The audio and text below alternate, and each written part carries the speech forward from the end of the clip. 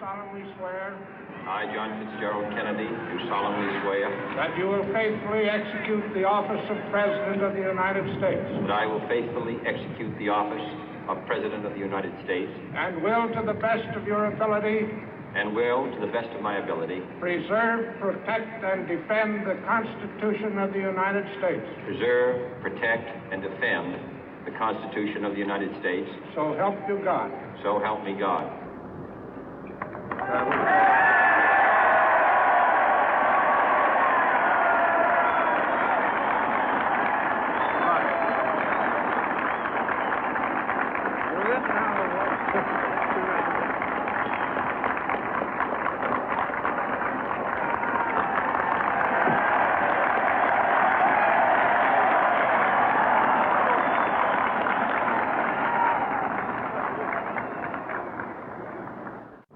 Vice President Johnson, Mr. Speaker, Mr. Chief Justice, President Eisenhower, Vice President Nixon, President Truman, Reverend clergy, fellow citizens.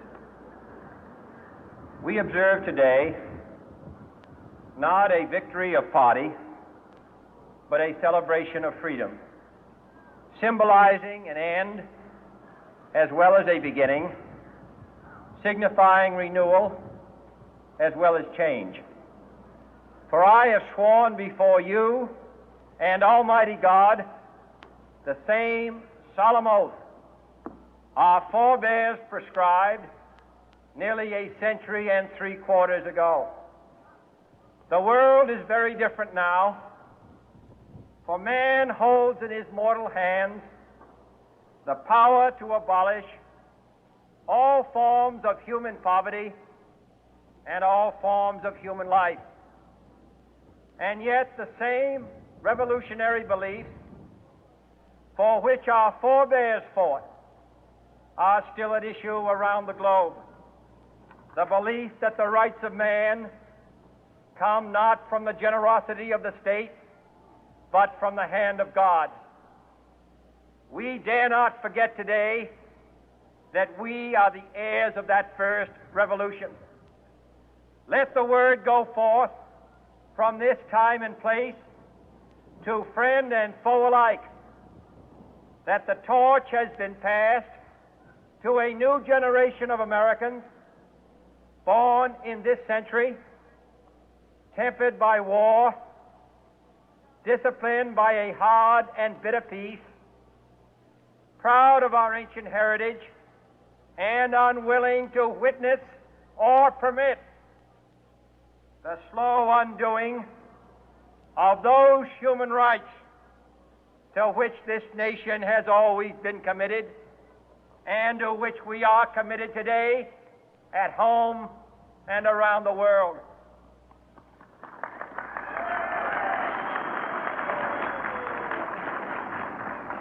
Let every nation know, whether it wishes us well or ill, that we shall pay any price, bear any burden, meet any hardship, support any friend, oppose any foe to assure the survival and the success of liberty.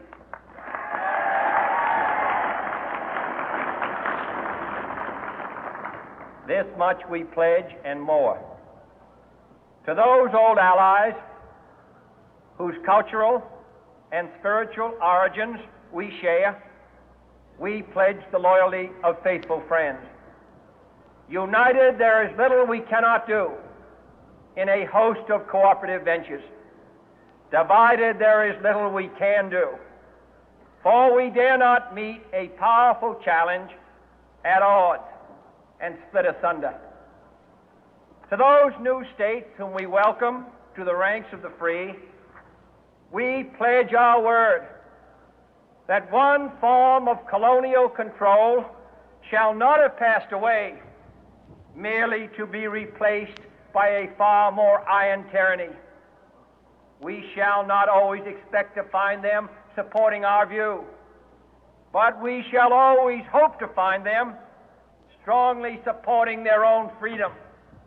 and to remember that in the past, those who foolishly sought power by riding the back of the tiger ended up inside.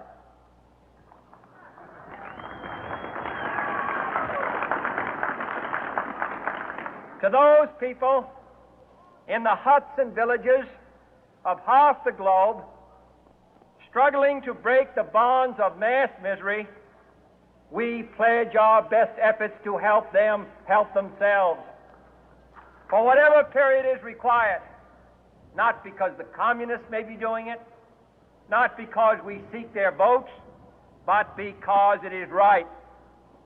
If a free society cannot help the many who are poor, it cannot save the few who are rich.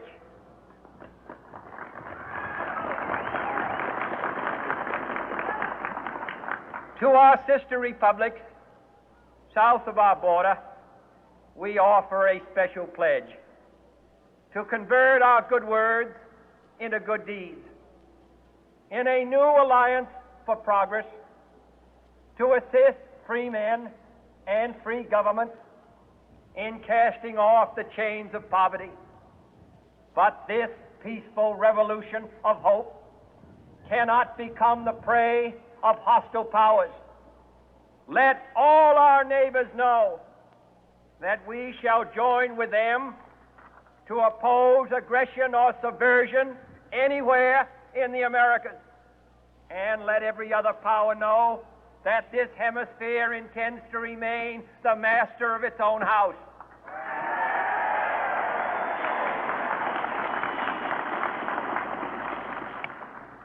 To that World Assembly of Sovereign States, the United Nations, our last best hope, in an age where the instruments of war have far outpaced the instruments of peace, we renew our pledge of support to prevent it from becoming merely a forum for invective, to strengthen its shield of the new and the weak, and to enlarge the area in which its writ may run. Finally, to those nations who would make themselves our adversary, we offer not a pledge, but a request that both sides begin anew the quest for peace. Before the dark powers of destruction, unleashed by science, engulf all humanity in planned or accidental self-destruction, we dare not tempt them with weakness, for only when our arms are sufficient beyond doubt can we be certain beyond doubt that they will never be employed.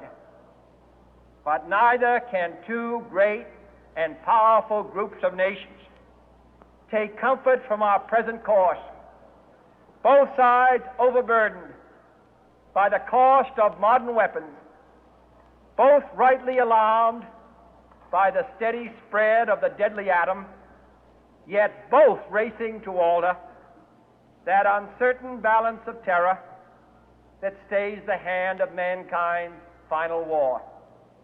So let us begin anew, remembering on both sides that civility is not a sign of weakness, and sincerity is always subject to proof. Let us never negotiate out of fear, but let us never fear to negotiate.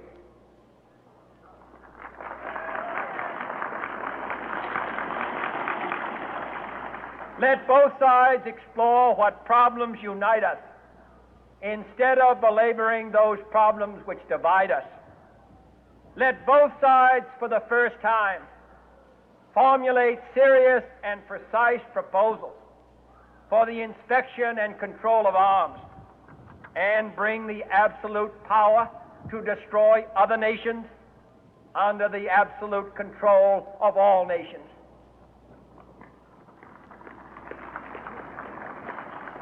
Let both sides seek to invoke the wonders of science instead of its terrors. Together, let us explore the stars, conquer the deserts, eradicate disease, tap the ocean depth, and encourage the arts and commerce. Let both sides unite to heed in all corners of the earth the command of Isaiah to undo the heavy burden and let the oppressed go free. And if a beachhead of cooperation may push back the jungle of suspicion, let both sides join in creating a new endeavor, not a new balance of power, but a new world of law, where the strong are just and the weak secure and the peace preserved. All this will not be finished in the first 100 days, nor will it be finished in the first 1,000 days, nor in the life of this administration, nor even perhaps in our lifetime on this planet.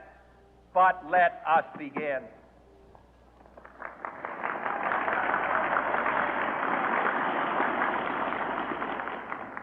In your hands, my fellow citizens, more than mine, will rest the final success or failure of our course. Since this country was founded, each generation of Americans has been summoned to give testimony to its national loyalty. The graves of young Americans who answered the call to service surround the globe. Now the trumpet summons us again, not as a call to bear arms, though arms we need, not as a call to battle, though in battle we are, but a call to bear the burden of a long twilight struggle, year in and year out, rejoicing in hope, patient in tribulation, a struggle against the common enemies of man, tyranny, poverty, disease, and war itself. Can we forge against these enemies